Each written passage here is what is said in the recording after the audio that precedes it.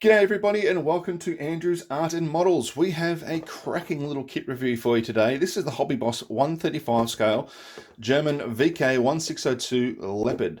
This is a pure paper panzer, so it gives you a little bit of detail on the vehicle itself. It was projected to take over from the later production Panzer IIs as a reconnaissance vehicle, and it was later decided just to go with the standard production Panther or converted reconnaissance version of that. That's what it says there. It definitely wasn't produced. There was no prototype made. However, the turret was actually used by Daimler-Benz to arm the Pullman armored car. So that wasn't a wasted design time. That was later put on the armored car, and it had the 5 cm KWK 39/1 in there as well. So there we go. What do we have in the box for this little kit? All right. Let's move this aside for now, and we are going to start off with the basics. Okay, photo etch sets, very nice photo etch sets. Some nice engine deck grills there. We have some backing for the smoke grenade launchers that you see on the turret there.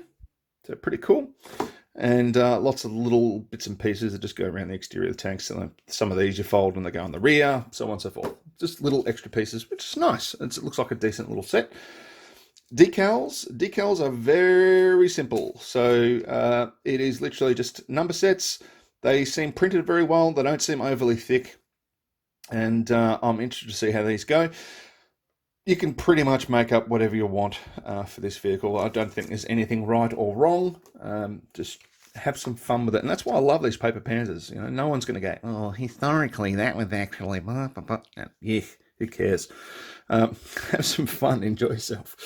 Right, color schemes. So we've got a very basic color scheme. Once again, make up your own mind. Do whatever you want. You know, that's the beauty of these. You can just go to town.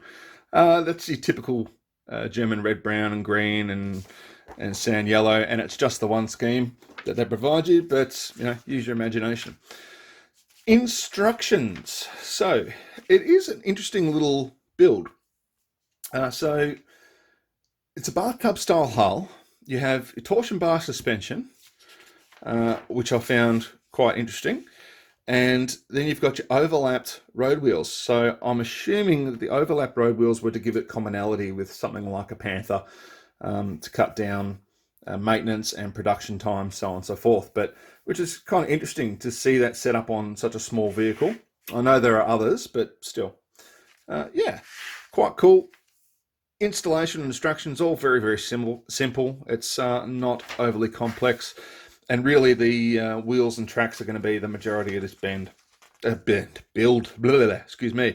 I said bend because I'm looking at some of the photo etch parts here, and as I was talking about before, you know, you bend those, put them on the rear, just extra detail. It's nice. I like it. Individual track links tells you how many you've got per side, and you do have the track horns separate to some of the track links too, or to the track links rather, which is yeah, interesting. It's just another layer of construction, really, isn't it?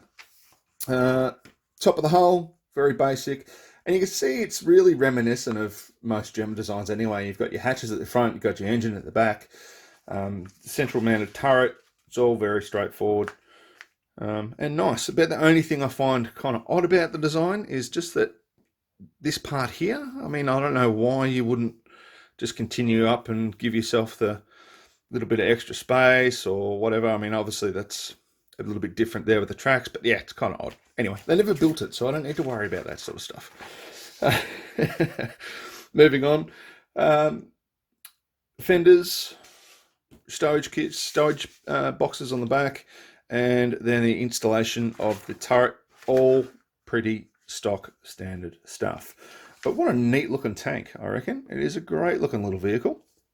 And the only place I've seen a model of this is digitally in World of Tanks. So yeah, I'm looking forward to doing this, and I think I'm going to have to look at World of Tanks for some color scheme inspiration. So the box itself, everything comes bagged, which is always nice. You have a little guard here. So it's just a little hollow box to separate the hull from the rest of the sprues moving around and possibly scratching it, which I thought was a nice touch. There's a little bit of a residue on this, so probably give it a wash before you put it together. But other than that, pretty simple. But the whole detail is really nice. So it's got the interlocking armor schemes that you see. Come on, focus. There we go. Sorry, everyone. It's got the interlocking armor schemes that you see on most German vehicles, especially the later war stuff. But if you're looking at, I mean, along the top there, that to me, as a production thing, would have been probably a little bit unnecessary. But yeah, it's all looking good, and it's certainly a different little tank. The hull, very basic. Once again, you've got your little tabs here that you need to sand off. But otherwise, it is molded very nicely. They've done a great job on that. And can't complain at all. Cannot complain. Thank you very much, Hobby Boss. Right, let's have a look at the road wheels. So as we were saying before, the road wheels, very reminiscent of the Panther tank. They could be exactly the same. I haven't checked it, to be honest, but I'd say that they are meant to be identical. Got the rubber rim on them, so you will have to paint those. So they're sort of like early war Panther wheels, I suppose you'd call them. Very similar. But yeah, molded really well. No deformalities that I can find. Very little flash. A couple of mold seams on the wheels, but that's pretty common. Nothing really out of character there. And you can see we've got another set here. Same deal.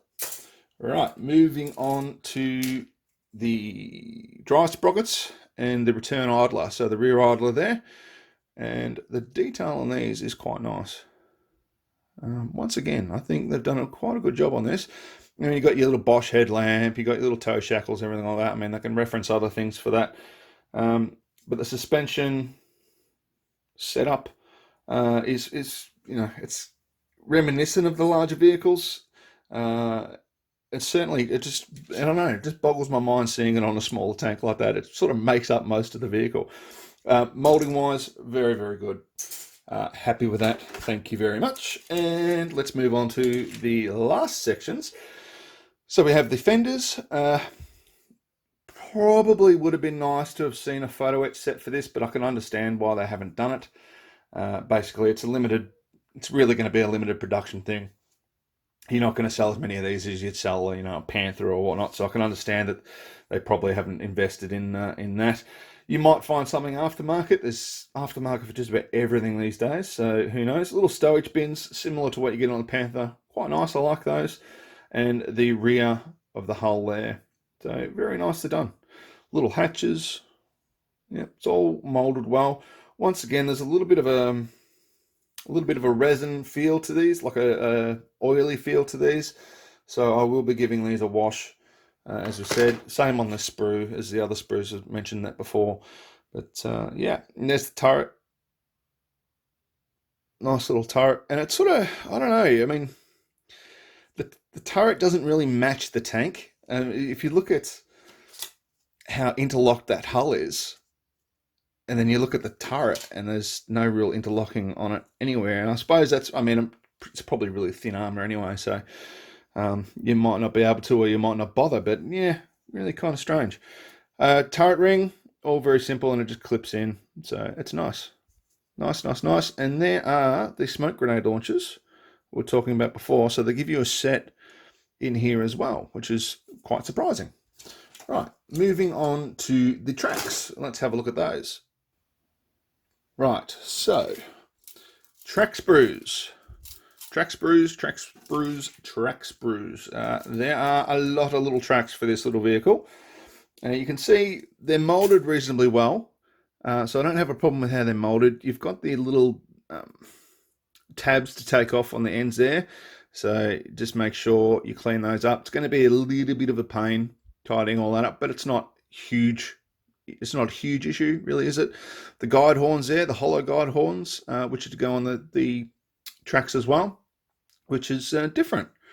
I'm not sure why they did that. I've seen that before, but on a M1A1 of all things. So I'm not quite sure why they've done that on these, but it certainly is an interesting little touch. Molding on these is quite nice. There are some issues though. I mean, you see there. We've got a little mark from injection pins in the centres. And on some of them, they're really pronounced. On others, they're not. They are going to be pretty well hidden, though. So by the time you put this together and put the horns in place and everything like that, you'll struggle to see them. Definitely, if you're going to be putting dirt and stuff over it, you are not going to have a trouble with hiding them that way. So I wouldn't go to too much stress about cleaning those up if you're going to dirty the tank up. Right, there we go. I'm pretty much done talking for the day. Hey, Hobby Boss, PK1602 Leopard, 135 scale. Thank you very much, guys. This looks like a great little kit, and I'm looking forward to building it. Would I recommend it? Yes, definitely. It is a unique little model. Something I haven't seen at a model show before, and I'm sure that plenty of people have built them. I just haven't noticed them or come across them. So looking forward to this. This is going to be a lot of fun. Right, on that, double thumbs up, call the review done. Thank you for watching. I hope you enjoyed it. And thank you for everyone who's liking comments and putting comments in, sharing and spreading the word. I really appreciate it. The channel is growing quite well, and that is because of you guys. So thank you very much. And yeah, if you see this on the shelf, I picked mine up for around about 35 Australian dollars. So what's that? Maybe 26 US, 25 US, somewhere there. Not a huge amount. So nice little kit for the price. And let's see how it goes together. I'm looking forward to this. So hopefully the fit is as good as it looks. Alrighty. Thanks for joining us, and we'll see you for the next one.